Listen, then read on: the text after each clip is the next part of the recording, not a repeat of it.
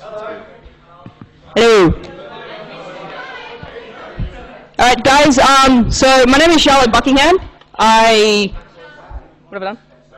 Okay. I work at Operation Rainfall, which is, it's an online game campaign, or it's now become a news website. So I'm going to be talking a bit about how it started, what we've been doing, what we're currently doing, and each of the 3 games that we campaigned for to begin with. Okay, so Xenoblade Chronicles first appeared at, this is the first of our games.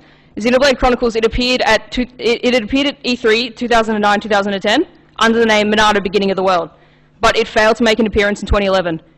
So a bunch of gamers just gathered on IGN's forums, and they formed a thread on there and dubbed themselves Operation Rainfall. On the 22nd of June last year, the head of Nintendo of Europe mentioned that the head of Nintendo of America, Reggie, was not planning to release Xenoblade in America.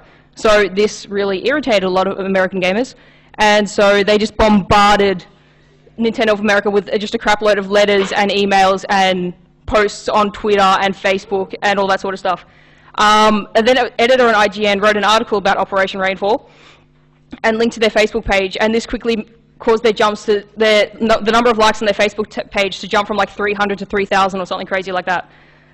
So the main purpose of Operation Rainfall, they decided, was to see 3 great Wii games released worldwide in Europe and America, well, PAL regions and NTSC regions.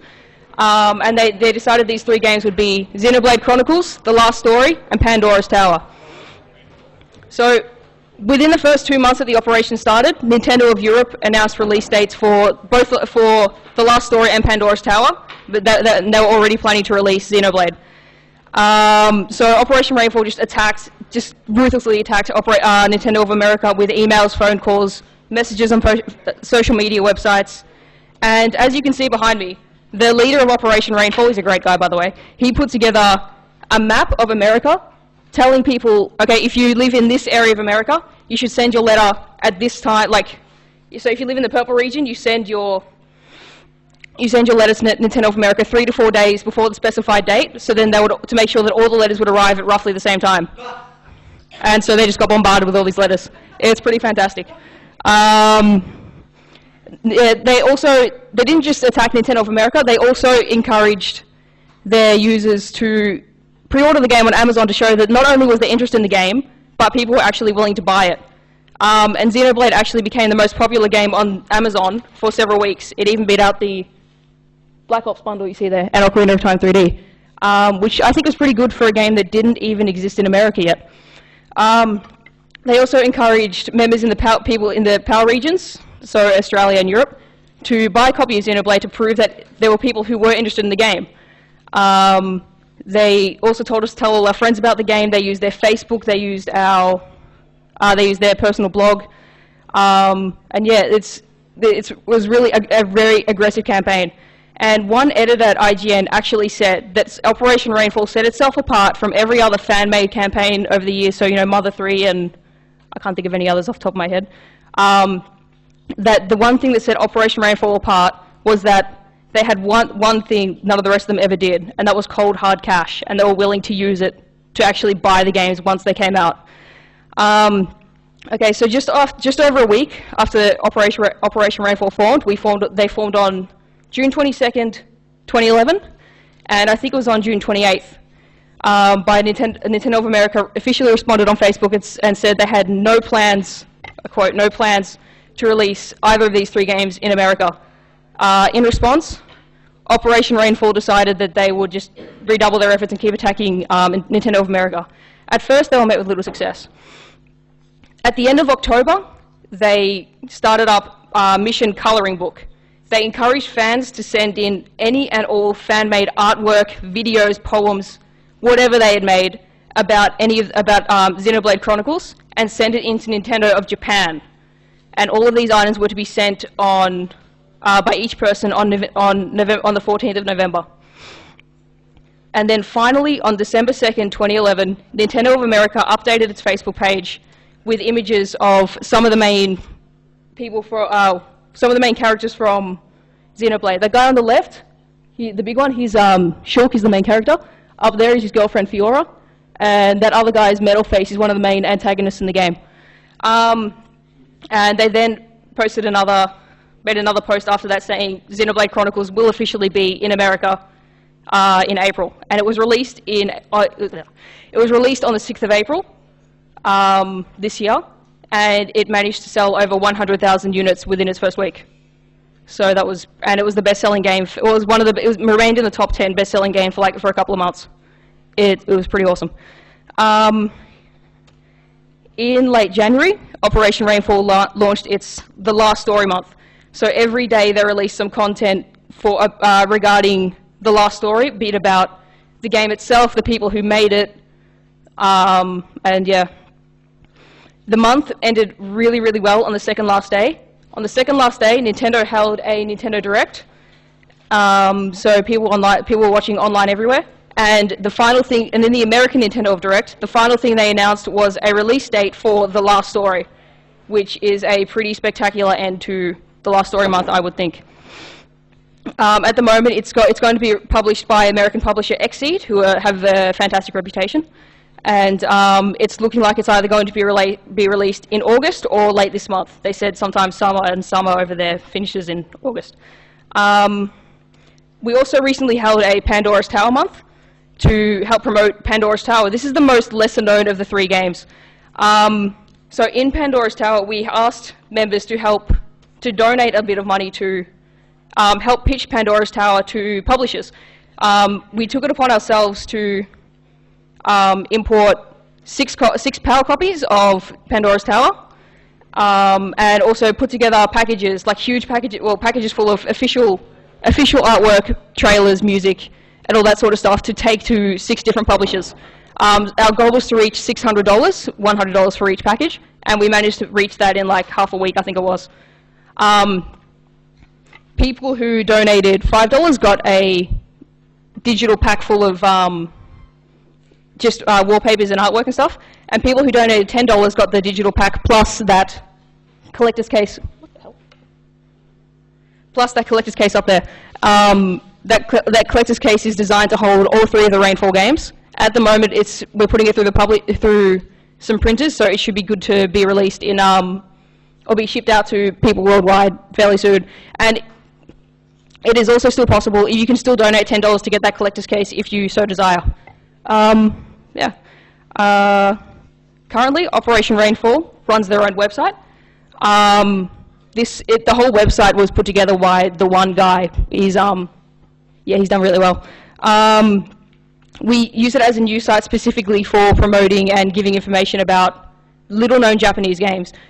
So games that are like, if you play the Tales series, Shadow Hearts, all this other random stuff, you probably know a few. Golden Sun, Fire Emblem. Golden Sun's fantastic. Yeah, and even other lesser-known ones that I haven't even heard of. Also, 2 of our leaders, Stephen and Richard. Stephen's the big boss. Richard's in charge of our YouTube channel. They actually got to attend E3 on behalf of Operation Rainfall this year, which I think is pretty awesome considering we've been around for, well, when E3 was around, we've been around for less than a year, and we got clearance to go as press. I think that is really quite cool, actually. Does anyone have any questions at this point? Any questions or curious or? Yeah?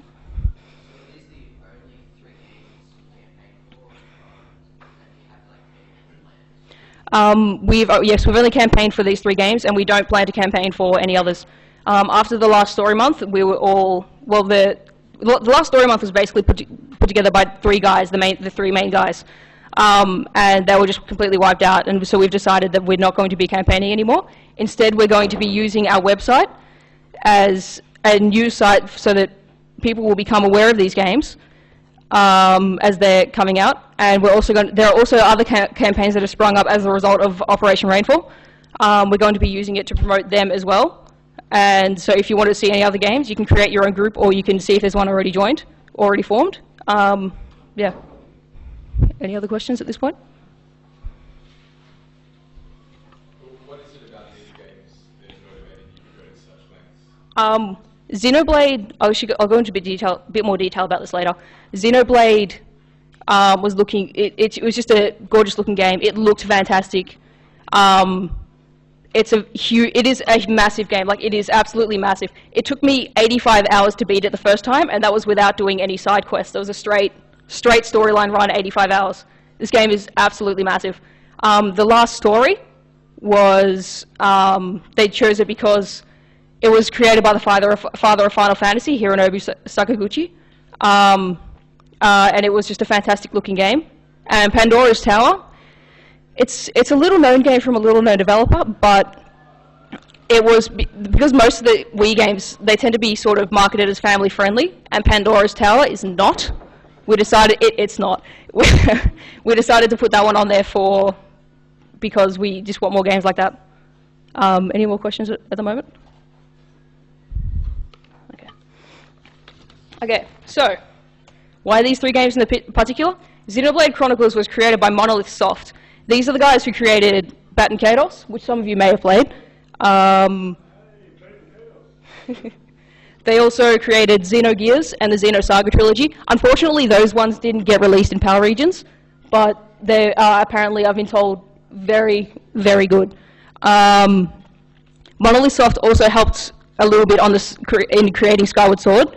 They wrote some of the text and they did some of the field layout. So the way everything was laid out, when you enter an area, you see what it looks like, where everything is. Monolith Soft helped put everything in the right place. Okay, so after playing it, Xenoblade has actually become my all-time favorite game. For those of you who have played Okami and know how gorgeous that is, Okami was my favorite game until I played Xenoblade. I still love Okami though. It took me 85 hours to beat this game the first time, as I said, and I only did a couple of quests. I couldn't be bothered, I just kept going. It takes most people around 60 to 70 hours to beat it without any quests. There are a couple of people on staff who've beaten it doing all the quests. The first guy took him 240 hours, the other guy took him 170, so there's a lot of quests. And it's just a huge game. It's incredible. The story is fantastic. The gameplay mechanics are a lot of fun. There's a lot to be fiddled with. You can get into it. You don't have to get really into the mechanics to beat the game, but you can completely break the game if you want to. Yes? People, one description I've heard which is accurate is Final Fantasy 12, like in terms of gameplay. Final Fantasy 12, but improved. I'm actually going to be booting up the Wii. We've got the Wii in. I brought in my copy of Xenoblade, so people can actually give it a try later.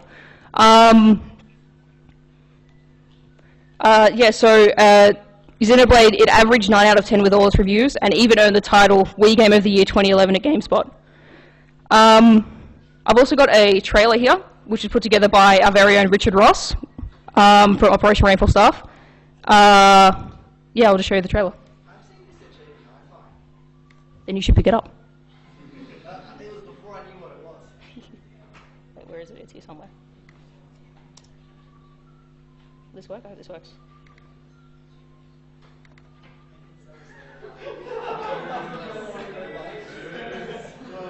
Oh, there it is.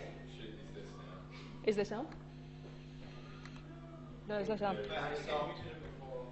Oh, you muted? Okay.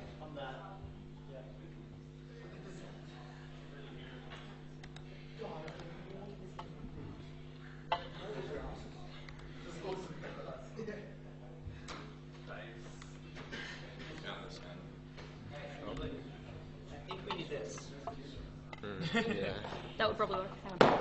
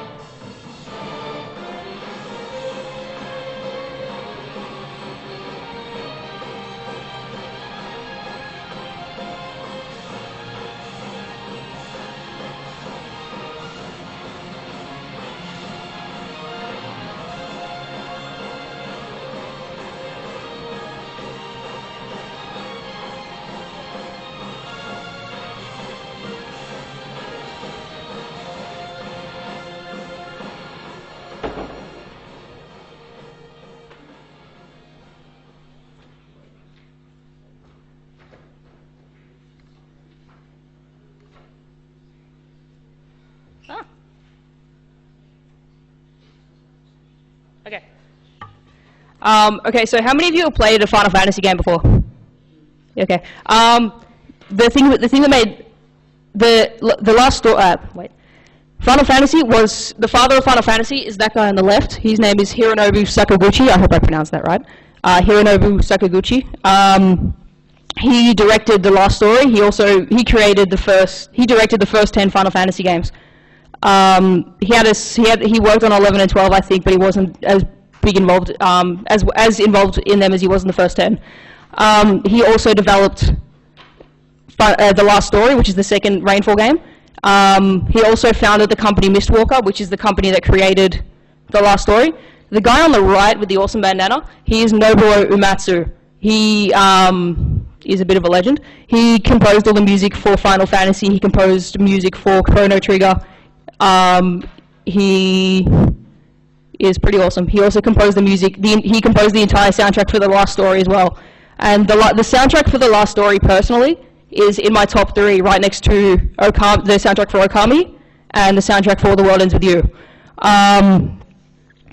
Yeah, so these guys are pretty amazing.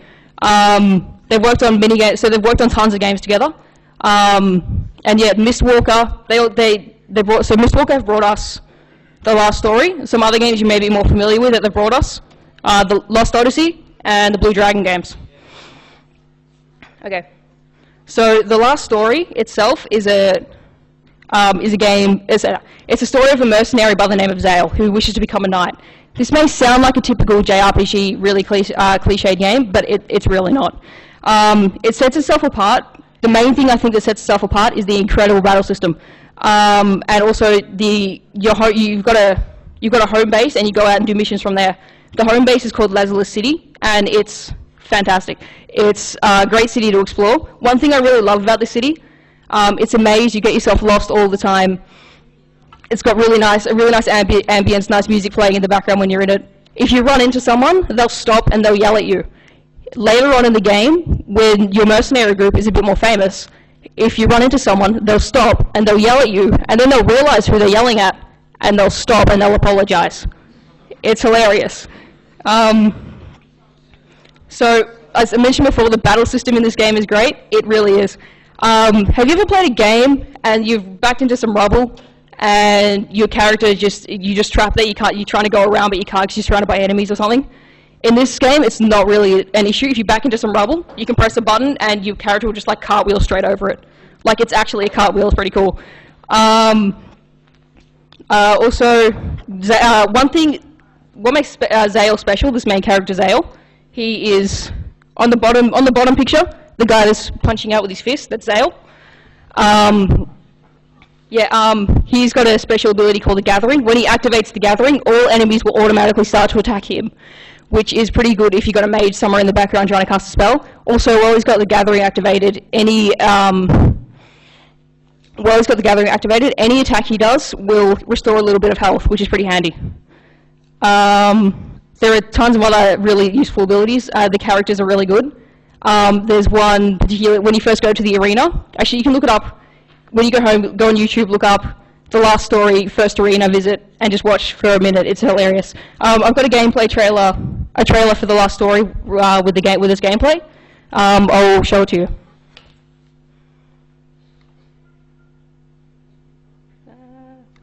Wait, wrong one.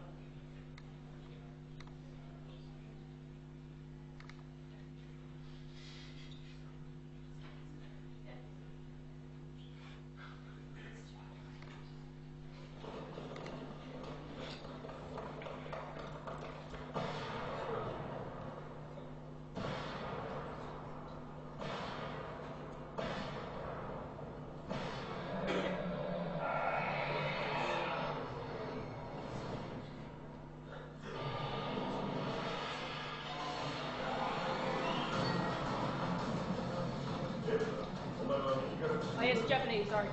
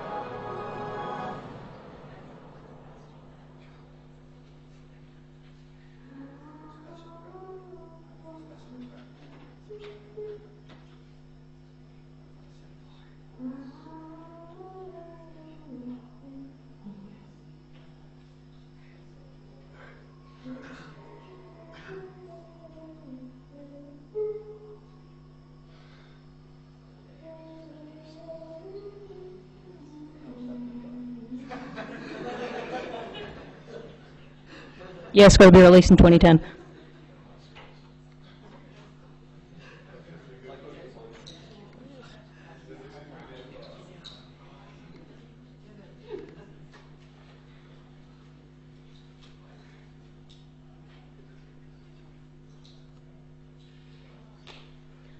Yeah. The last story also has an online multiplayer feature, and I've tried it out with some of my friends in Europe, and it's really fun. There are two types of online mode. There is deathmatch, in which you and your friends are pitted against each other, as you could probably tell. Your levels and weapons and armor in the game are irrelevant in deathmatch. You play as one of the 7 main characters. There are 21 characters you can play as, one of the 7 main characters, and also some assorted NPCs, allies, and enemies as well. In co-op mode, your levels, your weapons, and your armor are taken into that mode, and you and your friends will take on a boss together. And that is actually ridiculously hard. If you haven't beaten the game and gone into New Game Plus and upgraded all your weapons and armor in there, you will basically do 1 damage to the bosses every time you fight them, every time you hit them. So you've got to play through it, and yeah. I've taken a bit of a closer look at this game. I've got an article up on OperationRainfall.com. I can post it on the CGBC wall tonight, called 10 Reasons You Should Buy the Last Story, in which I've outlined 10 reasons you should buy the last story. Yeah, and that article was actually picked up the best 10. The best 10. That article actually, it got picked up by the company who made it, Mistwalker. They picked it up and shared it on their Twitter, and so did Xseed, who are the people who are going to be localizing it in America. Yeah. So, do you have any questions about Xenoblade or The Last Story at the moment?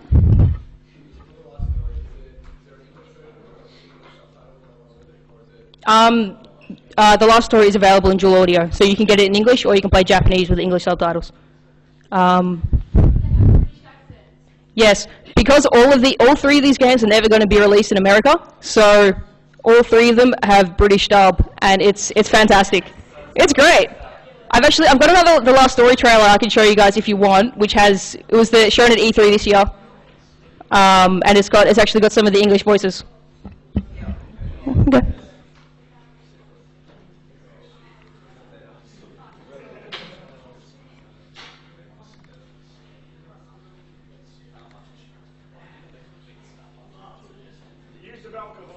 Yes, there is. Yes. There is.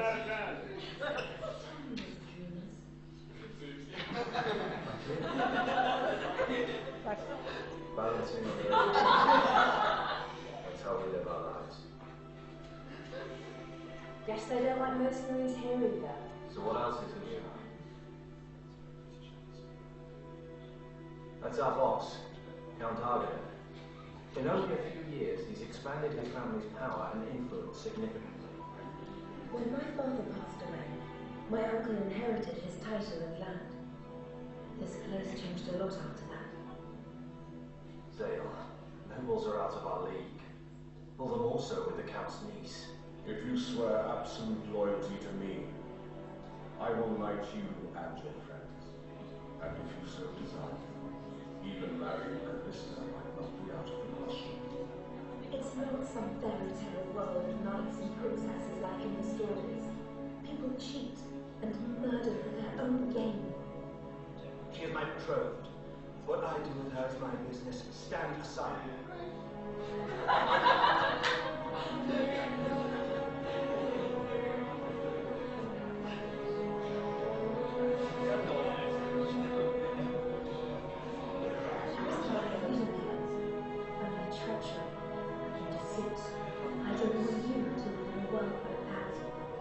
It's no dream. Follow me and I swear I'll make knights out of all of you. I'll join you. Someday.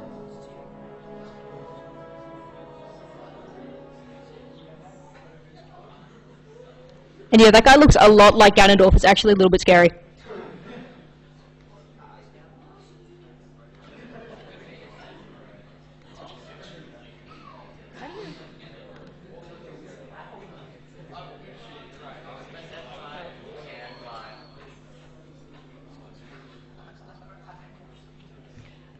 So yeah, does anyone have any more questions about Xenoblade or the last story?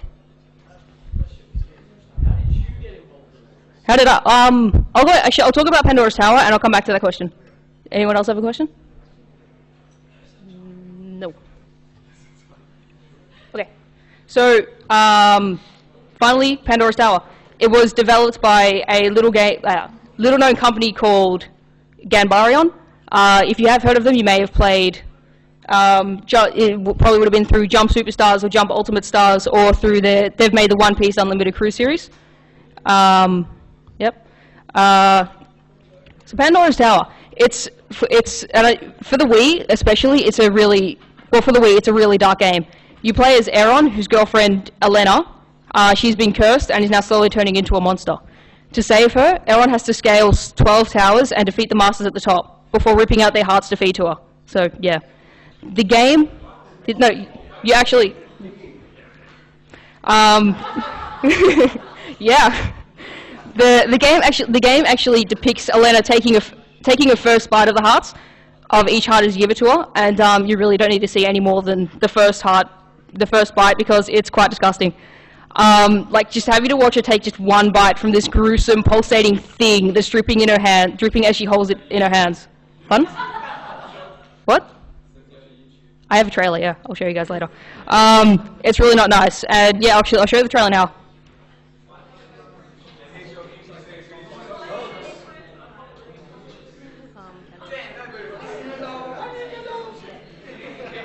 Peggy 12.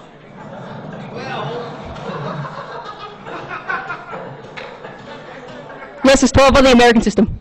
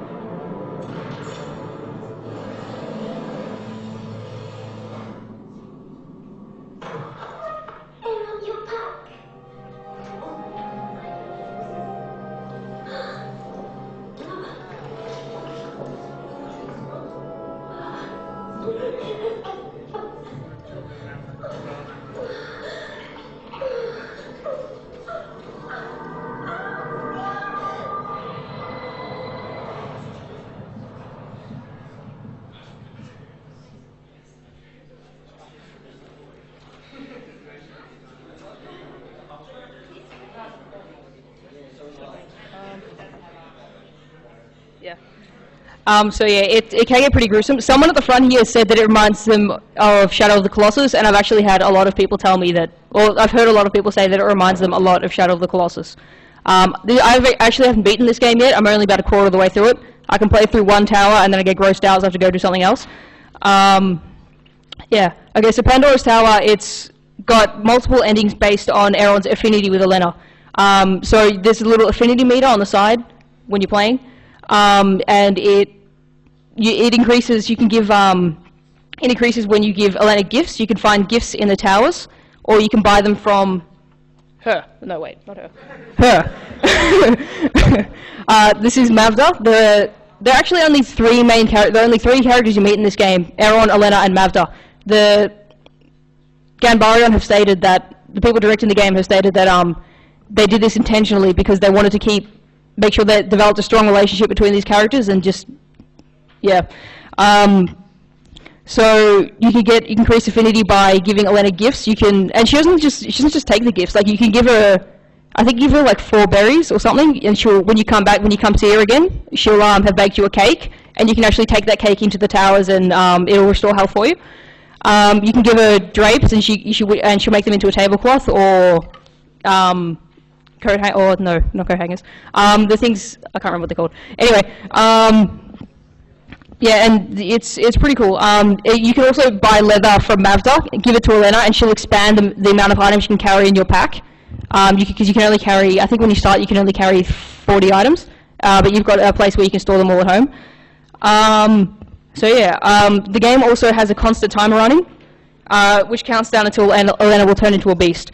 When it runs out, she will actually turn into a beast, and you'll get game over. It's actually if you do end up getting the game, it's worth letting it run out just once so you can see what happens.